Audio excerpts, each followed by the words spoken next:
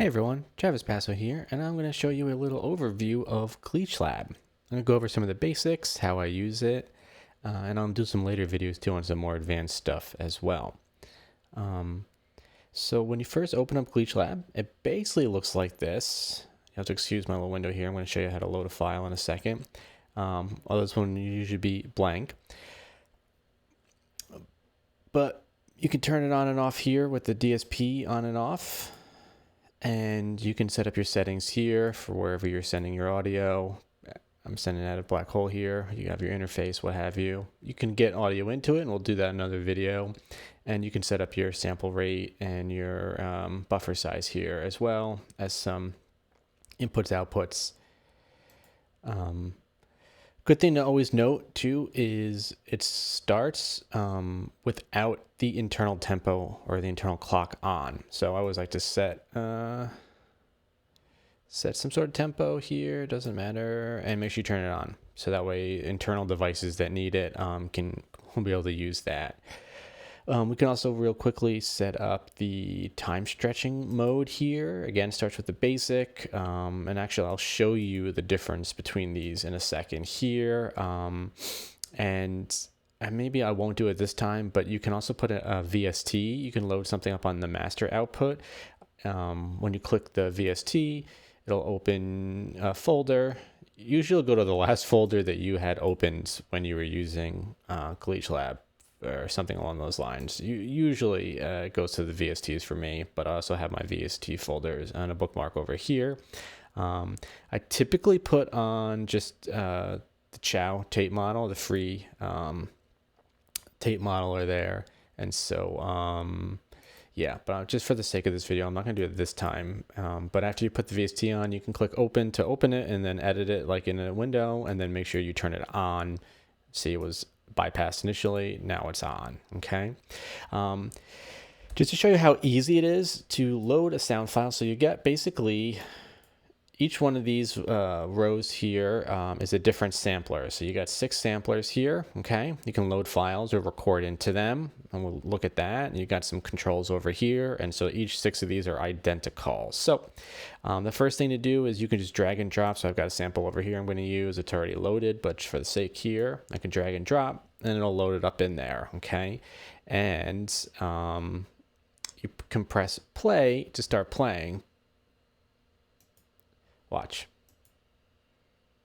Oh, but nothing's happening. So what happens is everything in Gleetchlab needs to go through the matrix. Okay, so if we look at the top over here, there's these 4 different buttons. There's patch bay, the recorder, the mixer, and the matrix. Okay, so if we go into the matrix here, this is actually lists all the different devices as well as the inputs, the the surround mixer here, and then on the top here, you got your same things, but also the external inputs as well here. Okay, so sounds coming out of the top columns, if you will, and going into the rows here in the matrix. All right, so if I want to hear the looper right now, this is looper 1, find looper 1, and the very bottom row is the master out. And now you can hear the audio.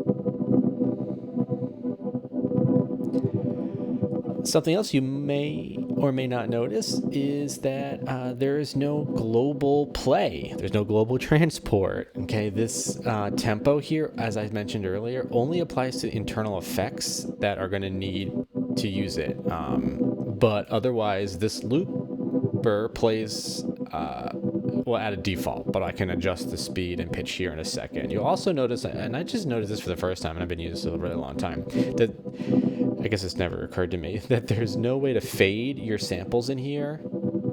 So mine's got a tiny click there at the end, which is a little annoying, but you know what it is. So I can just look for a 0 type of crossing thing here. Let's see. Yeah, it's better. So I can select an area in here. I can hold the loop. I can either move this loop, or I could zoom it in and out. Let's see, I can zoom it in and out. I don't want to lose where I was, but that's fine. That's fine. And I can move the loop as well continuously here, and I could zoom into the audio. Now, in this, I've zoomed in all the way, but it's still maintaining the original loop. However, there are modes over here that'll move the sample player around that does depend on this, how zoomed in you are, okay? But anyway, as I mentioned, there's these time stretch modes up here. So let's see, watch. We can hear our audio, right? And notice here, okay, I got pitch and speed. They're related to these sliders here. TS is time stretch. Notice that is off, okay? And new, this is if I want to record into this sampler here. I can choose how big of a piece of audio I'm going to record. And the right down here with the bit rate all the way up to 64, which is unnecessary, but it's there. Depends on who you ask. But right just means I can also save the output of this to my hard drive into a file, right? So you can do that too. That's fun when you start getting real into it and you start recording things in here. So notice this. Watch. Pitch. No change. Double click it, it goes back, right? Speed though. I can go all the way down to 0. Or almost 0, and I can go backwards to a double rate. Now, if I turn time stretch on though, okay, now I get independent speed and pitch. Notice, no change in pitch.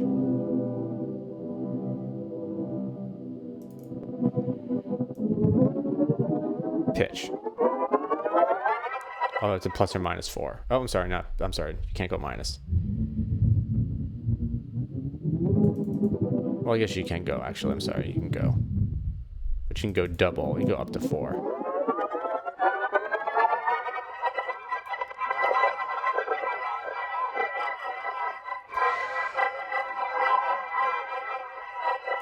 So let's use this extreme setting and just kind of look at the different modes that we have here for time stretching. This time stretching applies to all of the samplers here. And I think that's the only place this time stretching applies, is to the samplers here.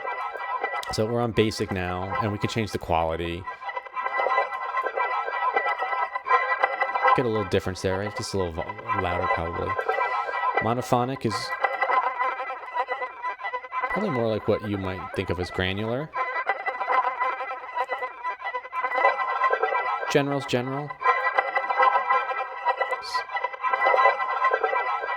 Compared to basic, it's similar.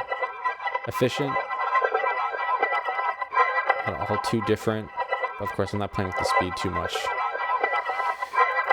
Or extreme. Extreme's pretty nice, actually.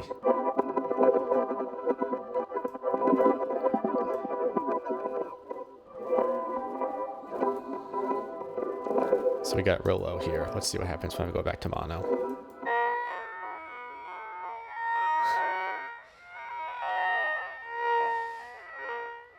You know, but again, this is digital audio glitch station, so I mean, we're not looking for pristine sounds here. Okay.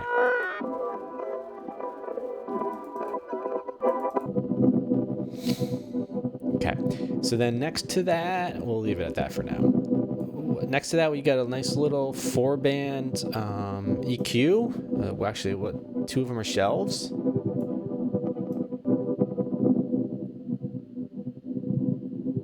They're subtle but effective. Get 2 bells here. I'm gonna do some peaks.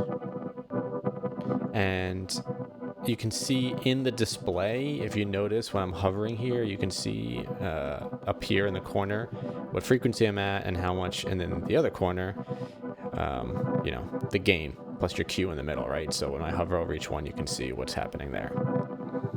Okay. All right, in this section over here, we get bit and sample frequency reducers.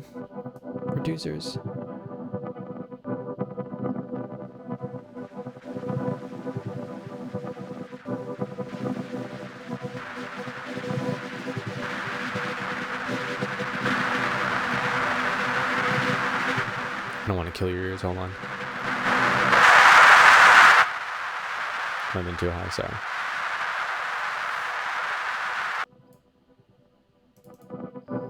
and sample.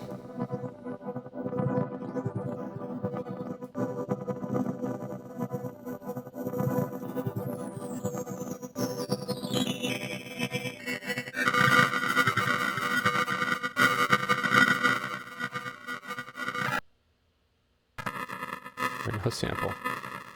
Frequency. Sample rate, I guess. Reduction. That's funny. Okay, so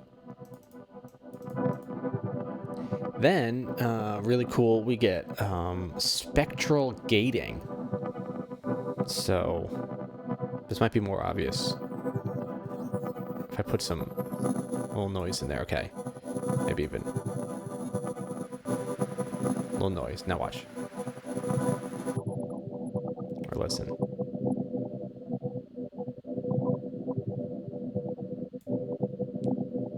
Get that real dark, like warble. I love that sound. Back, low gate.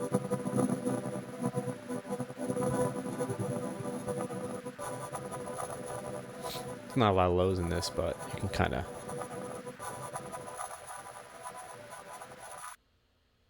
No, there's nothing. Apologies there. Okay, so those are a lot of the controls, and then the last thing you get, well, no, you get kind of more than that, but then the last thing we get here is, let's say, this is great, nice little loop, you know, but maybe I want some more randomness here. Okay, so this little section here will jump around the sample, so let's turn it on. Again, this is one of those things that links to this tempo up here, which is kind of cool because I can make it independent to the tempo of the actual file, audio file, right?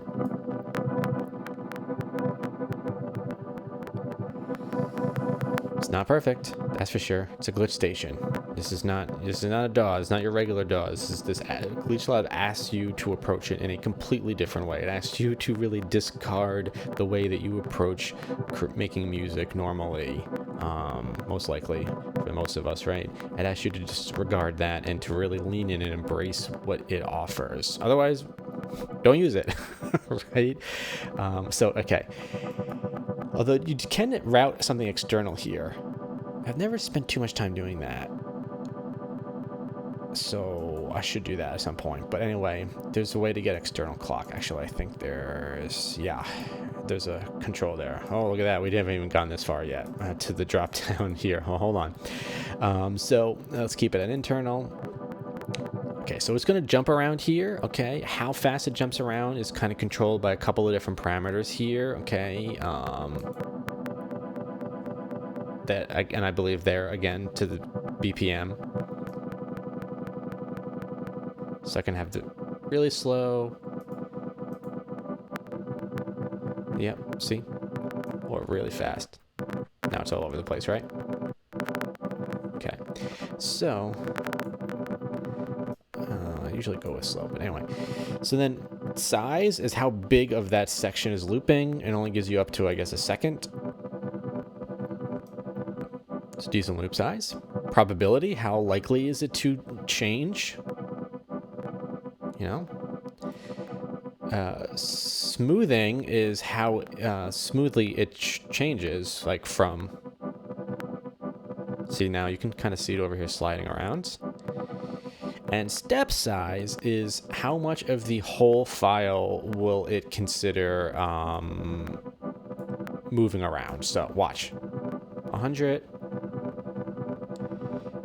and let's put the probability back up. There you go. Now we're using the whole real estate. Okay, and I believe this should be true. Yep. That step size, maybe not fully true, but it's largely true. It might have to do with the center, if I'm guessing now.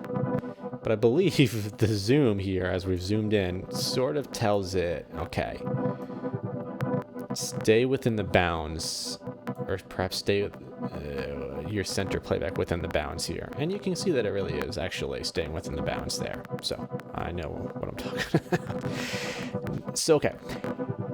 For the most part, those are your controls for your sampler. A couple of things you can crop your sample, which again might be more useful if you're not just bringing in loops that you already have. Because you can see I have a record button here. I can zoom in on the audio file just to see it better. I don't think that has anything impact on the sound. And the last thing that you can do, oh, I'm sorry, and I didn't even show you, there's four different modes here. Drunk, unique, there's just, you can see these dots here are actually sort of like the triggers coming in, or I believe. And I can change just how this thing is moving around randomly. I don't know too well to tell you exactly what the difference between all four modes are, but I use them up, switch them up. You'll see them in other places too, a few other places besides here. And the last thing that you can do is you can actually record movement. So watch this. This is kind of wild. So I can actually record movement of moving around the loop brace, if you will, here. So I can click record. Yeah.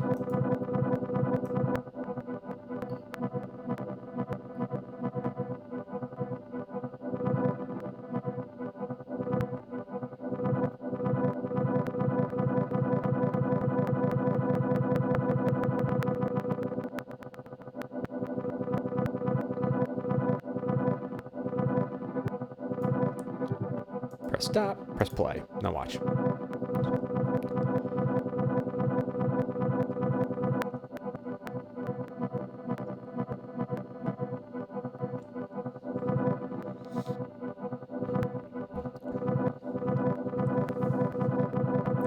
So, and that's pretty cool. I don't know, I mean, I'm sure they're out there, but I don't know a lot of samplers that let you record just the movement of you messing around in that audio file. And so, let's leave that, and let's actually add a little grit to it, a little warble, okay?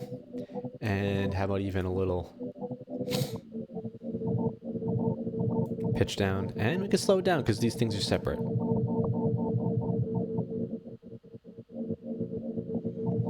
Okay, so that's just the sample player. I haven't even scratched the surface. So there's all these effects here, okay, and so many good ones, and everything has to do with the matrix here for the most part. I guess we're just going to cover the matrix right now. And so again, I want to route things into certain places, but some effects are different, okay? So Grainy is a granular effect here. All the effects when you first load them are off, okay? So you got to turn it on. And sometimes, a lot of them, maybe most of them, aren't going to do anything until I get audio into it, okay? And some are more unique than others in terms of how you get the audio in. A couple of them will only take either a recording directly into it, so Grainy, okay, I can record into it, which is this mode here, or I can just automatically use one of the samplers. One of the samplers. And there's another one, at least, the Lazy DJ, which is the same thing. It only works on the audio in the loopers or the samplers. And in both instances, and this is useful to know, in both instances, it only takes the audio as it's loaded, and it will not, and it's kind of a bummer, but it is what it is. Any of the pitch thing, anything that's happening here does not affect the audio when it's inside the Grainy or the Lazy DJ. So,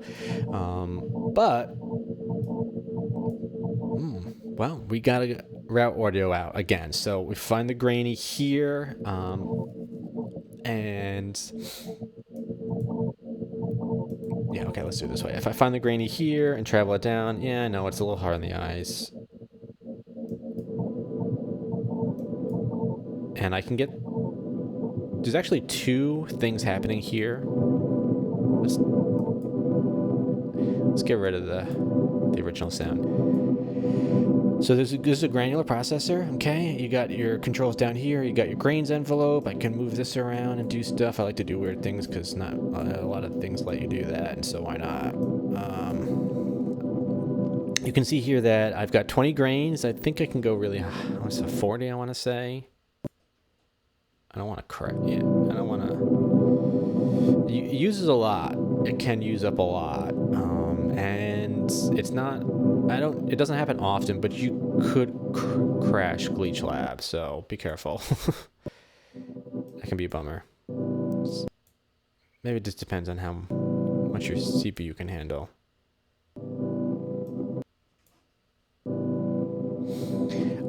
And it's panning the grains automatically. You can determine how fast it does that, and you could do it manually. I could draw in the grain spread here if I wanted to. I usually leave it on auto. And so you got your grains envelope here. Same thing. I can look. This should look familiar. We just looked at this in the sampler, so I can jump around the file here. Okay. I can select loop and move within the file here. Right now I'm in manual, so it should just be using the file as is. If I wanted to, I can go into auto and I can select portions of it. Okay. I could zoom in and do all that kind of stuff here. Or as I said, I could turn on this guy and now you see same controls. I can do the same thing here.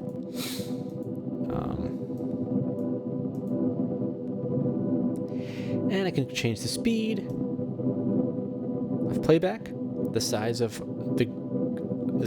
how much the grain, I guess the size of the grains or how much they're sampling. I can transpose the grains, but only up or down 10, I believe, which I don't understand why I can't do an octave, but you know, you just work within it. And this RP, I forget what it stands for, but it has to kind of do with the density and the separation between grains. So if I push it up higher, I can get more like of a cloud effect.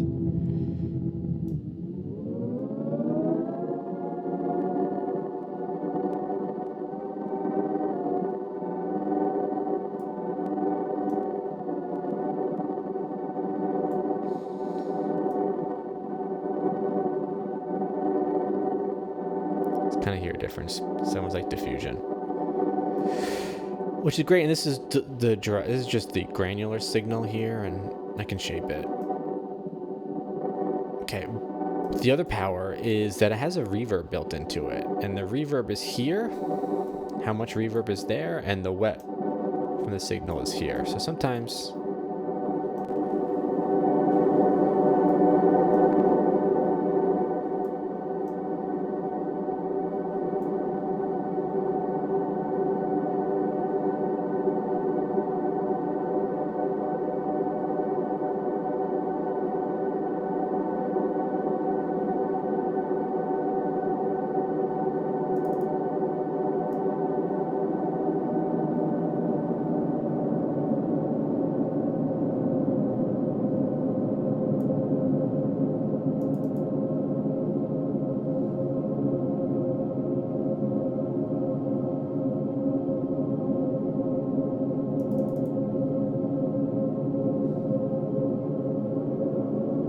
So you can type in as well.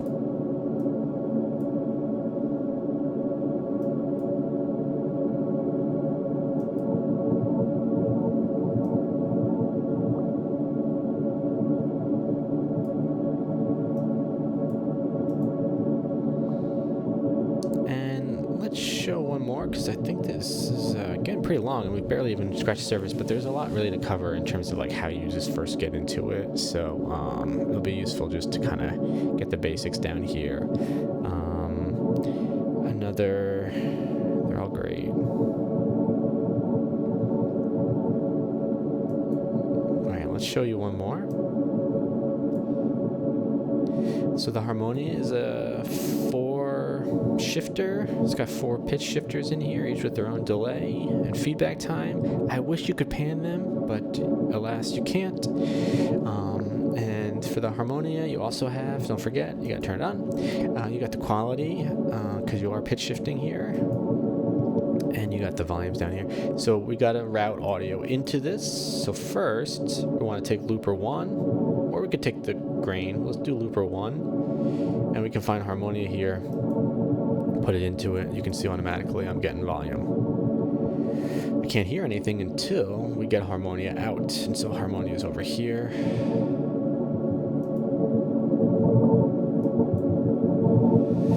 And if we turn down our Grainy, say okay, but it's not doing anything yet. So, I mean, it is, but.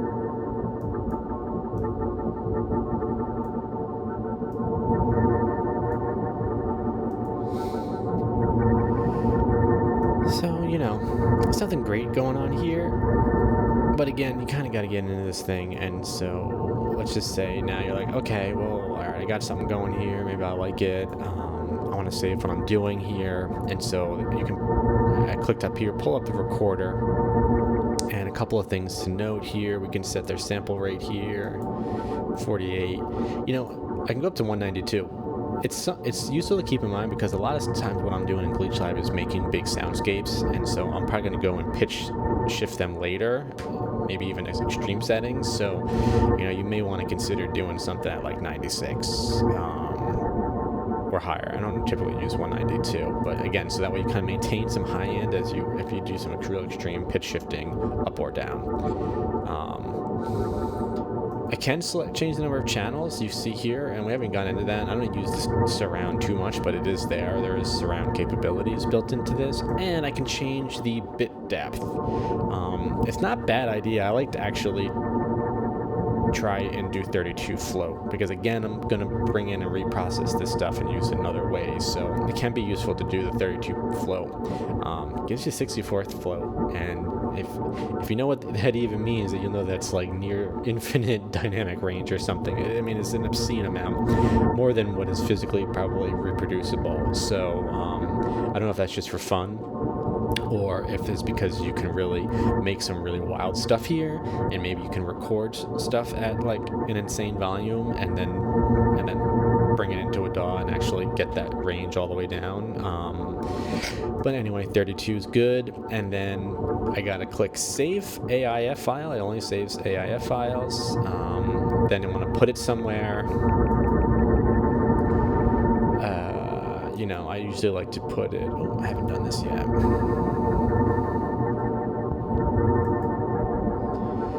I like to put it somewhere. You know, call it whatever.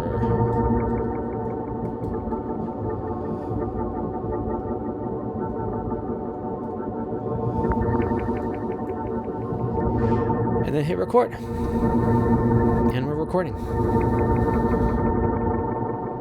And that's all there is to it. It's good to know the recorder takes the output straight from the master. So if I put any VSTs on here, I get that as well. I'll get the recorder after the VSTs, and whatever's going to the master, in this case, our elements out of the matrix. Yeah. And you get a little runtime there. And when I'm done, press stop. And it's done recording. Keep in mind, do not hit this button again, because you will actually overwrite the file you just saved. You need to actually create a new name, something else, and then click record. All right. So, and I like to use the DSP as like a global stop. So that's like a basic intro to Gleetchlab. Again, there's a lot of lot in here we can go over too, but I just wanted to get some of the basics down so you understand like how to work it a little bit, and we just scratched the surface here really. But you know, I like to do a lot of things, throw samples in here. I love to just throw random samples, like just go through my folders and just grab stuff randomly and toss it in there and start to massage things, mess things up, and see where we can go and see what we can do. So thanks so much. I know this is a long video. Appreciate you watching if you have, and I'll see you around in the next videos. We'll do some more, explore some more Gleetchlab. Thanks so much. Have a good day.